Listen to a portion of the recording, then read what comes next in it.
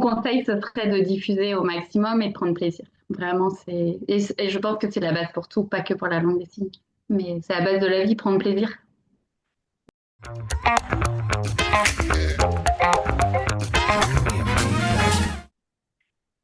Bonjour, c'est Florence de l'Atelier des Signes. J'espère que vous allez bien. Aujourd'hui, j'ai une invitée. Elle s'appelle Anne-Laure et elle va se présenter ce qu'elle fait comme travail, ce qu'elle fait avec les enfants et la langue des signes, et puis ses projets peut-être pour les années à venir. Bonjour Anne-Laure, comment tu vas aujourd'hui? Bonjour, bonjour à tous. Eh bien, je vais bien, prête pour cette première interview en direct.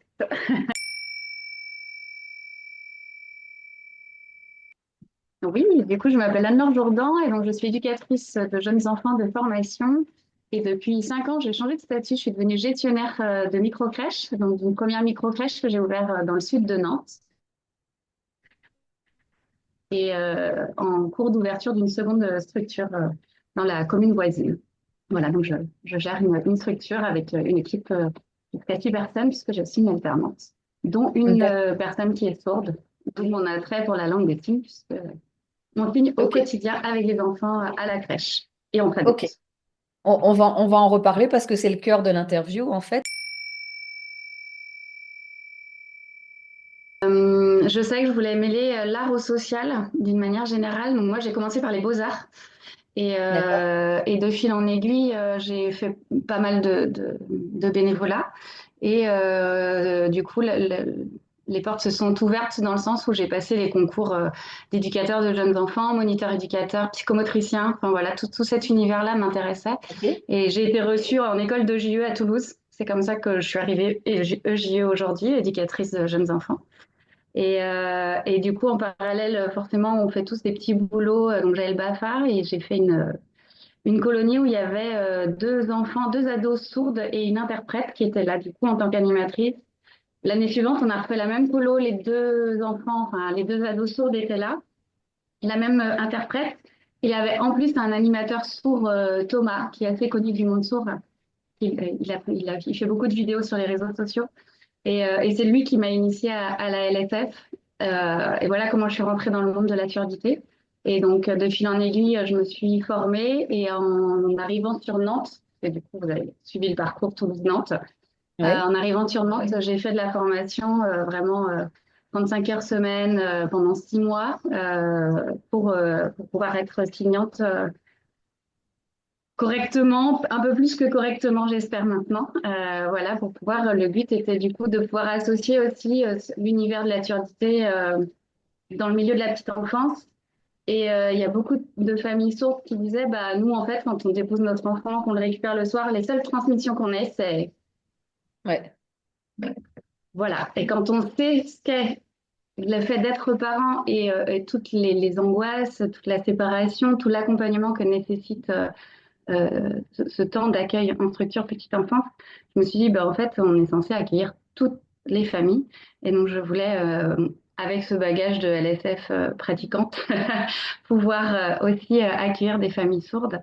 Et du coup, les rencontres se sont faites et j'ai rencontré Karine, qui est actuellement une de mes salariées, qui est sourde et qui travaille à la crèche depuis l'ouverture. Donc, Ça fait avec un combien de petit temps aménagement. maintenant que ta crèche est ouverte? Tu peux nous dire le nom d'ailleurs, parce que c'est intéressant sur l'historique aussi du nom que vous avez choisi pour cette crèche. Oui, alors la crèche à côté de Nantes, donc c'est aux Sorinières, elle est ouverte depuis septembre 2020 et le nom du coup c'est Hakuna Matata. Donc si on tape le nom Hakuna Matata, on va en trouver plusieurs puisqu'il y en a trois autres en région toulousaine puisque j'ai participé à la création avec Mélanie Mailly à l'origine. Et D'accord. puis quand j'ai migré à Nantes, je ne voyais pas d'autres noms que ça parce que c'est une vraie philosophie de travail aussi. C'est en fait, Hakuna Matata, ça veut dire tout va bien se passer en swahilique. Un peu les reprises de Disney aussi, hein, c'est les langues d'origine. Et, Oui. euh, et tout va bien se passer, c'est un peu la philosophie qu'on applique à la crèche parce que oui, il y a des difficultés, oui, il y a des étapes dans le développement de l'enfant, il y a des moments qui sont charnières, des moments clés, mais ensemble, on va y arriver et ça va bien se passer.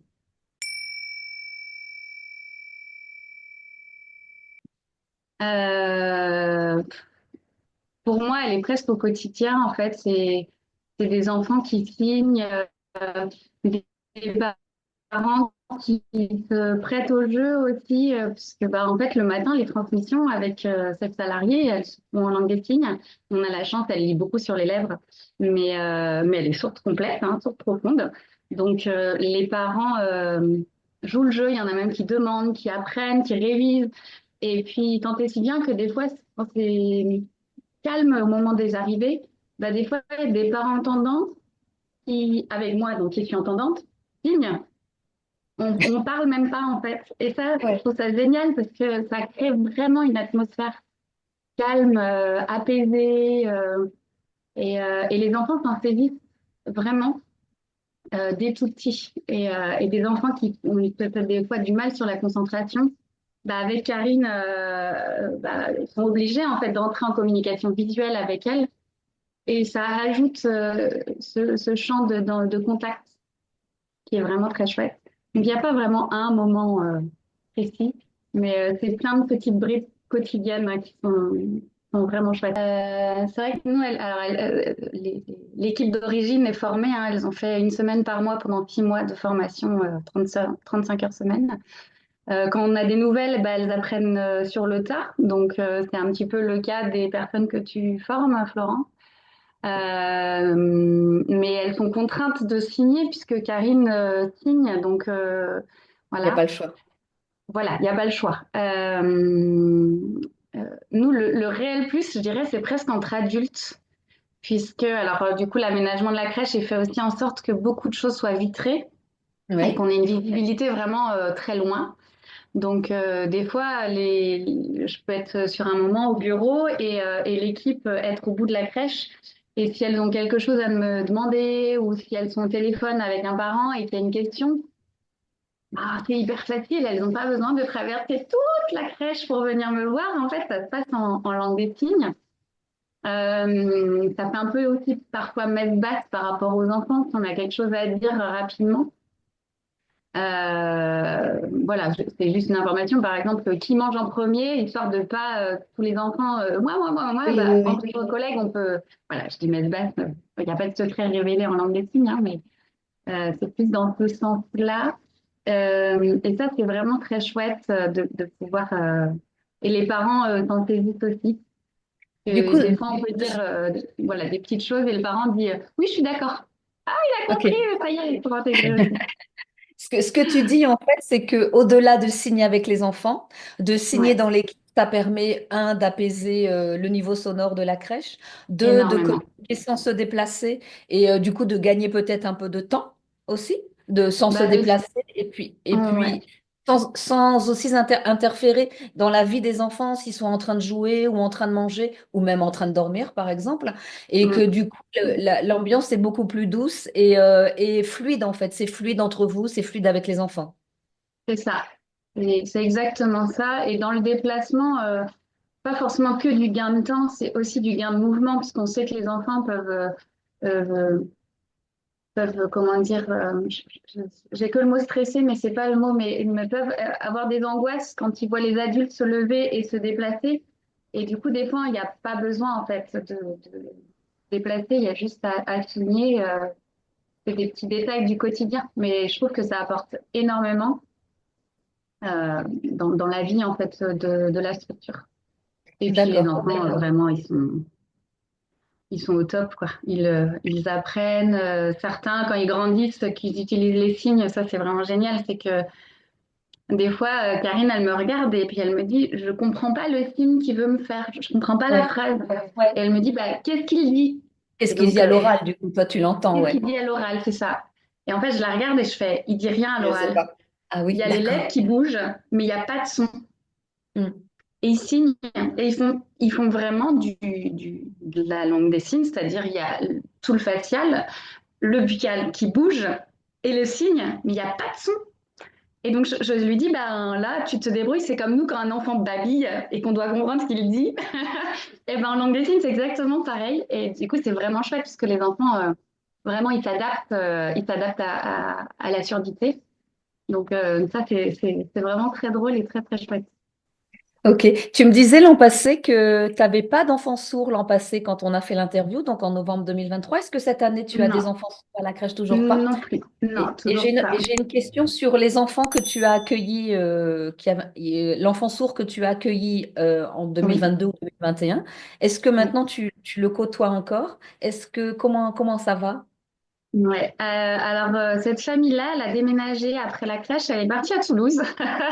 D'accord. Ben On est oui. liés, hein. Nantes-Toulouse, il y a quelque chose qui se passe. Et oui, mais parce qu'à Euh, Toulouse, il y a beaucoup de sourds là-bas aussi. il y a une énorme communauté sourde, il y a beaucoup de professions sourdes. C'est très, très ouvert, beaucoup plus développé qu'à Nantes. Donc, forcément, il y a beaucoup de familles qui partent. J'essaye de faire connaître la crèche, c'est aussi un petit peu le but de la vidéo, de passer par toi aussi, c'est de montrer qu'on est vraiment une équipe signante au quotidien, en fait. Et donc voilà, et donc cet enfant grandit bien. Il a un suivi, il est à l'école à Toulouse. J'ai quelques nouvelles par relation de Karine, du coup. D'accord. Ok. Et les enfants qui sont entendants, que tu as accueillis dans ta Ouais, crèche et qui sont sortis maintenant de la crèche parce qu'ils sont à l'école, oui. est-ce que tu sais s'ils continuent à signer? Quel est leur rapport avec les signes? Bah, ils sont très, on va dire, très à l'aise. Les retours des parents, c'est que bah, ils sont déçus parce que en fait, eux se sont arrêtés de signer. Et donc, du coup, les enfants aussi, sauf les fratries. En fait, quand on a un enfant et que 3 ans plus tard, bah, quand il part à l'école, on a son petit frère ou sa petite sœur, bah, du coup, les parents gardent. Et donc, l'enfant garde. Et puis finalement, bah, il revient aussi à la crèche chercher son petit frère ou sa petite sœur. Signe aussi, hein. Donc ça, en fait, c'est ça qui permet de garder. Et puis, enfin, voilà, on sait que tout ce qui se passe avant 3 ans est ancré, mais oublié. Ouais. Donc, je pense que ça ressortira dans quelques années quand ils seront confrontés à la langue des signes, à une personne Bon, sourde, par exemple. Alors, il n'est pas en lien avec la langue des signes à pas grave. proprement dit, mais je trouve qu'il parle sur plusieurs choses. En fait, j'ai fait un stage quand j'étais en formation d'éduc dans un milieu de personnes en situation de handicap, donc un institut, où Ouais. il y avait beaucoup de maltraitance. Et en fait, au bout de 3 semaines, j'ai dit en fait, je peux pas. C'est quelque chose que je ne supporte pas parce que c'était des adolescents, jeunes adultes, mais avec un niveau de développement d'enfants de moins de 3 ans. C'est pour ça D'accord. que, éducatrice de jeunes enfants, j'ai pu aller dans cet univers-là. Et, euh, et c'est quelque chose qui est trop violent pour moi. Je ne supporte pas la violence que ce soit avec des ados ou des enfants. Et ça, j'ai mis fin en fait, et je me suis dit c'est pas possible de travailler dans ces conditions-là. La direction a essayé de me rappeler justement pour apporter autre chose, pour montrer à l'équipe qu'il y a d'autres manières de travailler. Et alors moi étant en formation, j'ai dit en fait c'est pas mon rôle là. Hein. Là Mhm. moi je dois être formée avant de pouvoir former des professionnels. Donc ça a été une vraie difficulté parce que qu'est-ce que je fais avec mes observations, jusqu'où je vais, quel choix je pose.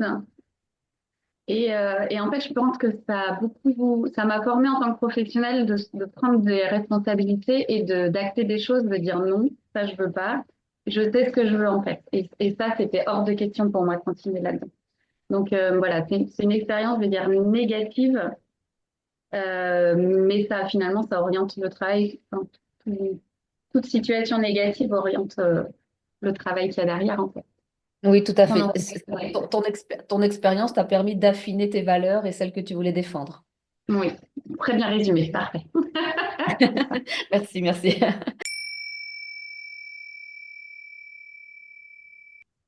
Qui me porte, c'est l'accompagnement alors de l'enfant. Forcément, hein, c'est le cœur de métier.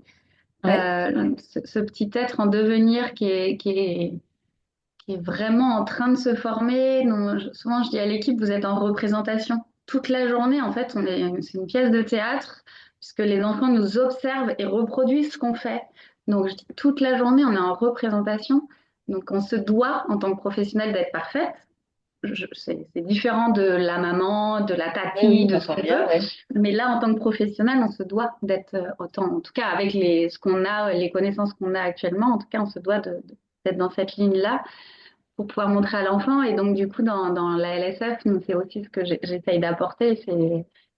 Avec Karine, c'est la vraie langue des signes, de pouvoir apporter des vrais mots aux enfants. Et puis qu'ils puissent voir, en fait, enfin voilà, d'être dans un bain de langage. Et, et ce changement de statut, le fait d'être gestionnaire, ça m'apporte aussi plus de temps pour pouvoir être disponible pour les familles. Et ça, je trouve ça très important parce qu'on entend tellement de versions, tellement de... Les parents sont noyés dans une multitude d'informations, de livres, de podcasts, de Tant tu guettes et de la belle-mère. Donc, je trouve que je trouve que voilà, actuellement, c'est plus mon rôle là maintenant au sein de la crèche et d'accompagner l'équipe. Forcément, ça, c'est mon quotidien à réfléchir. Mais ouais, l'accompagnement parental, je dirais que c'est ce qui me motive aussi au quotidien, puis d'apprendre. Enfin voilà, il y a tellement de choses sur la petite enfance, des découvertes, enfin voilà, j'en apprends tous les jours. Ça se remet en question. Ouais, Ah, je suis c'est chouette. passionnée par mon travail, si t'as bien Oui, compris. ça se voit, ça se voit. C'est chouette parce que je suis contente de faire cette interview avec toi pour la chaîne parce que du coup, j'espère que d'autres professionnels pourront s'inspirer aussi de ton énergie et de ta motivation. Je trouve ça chouette, quoi. Oui, oui, fais pas cette tête, ça va.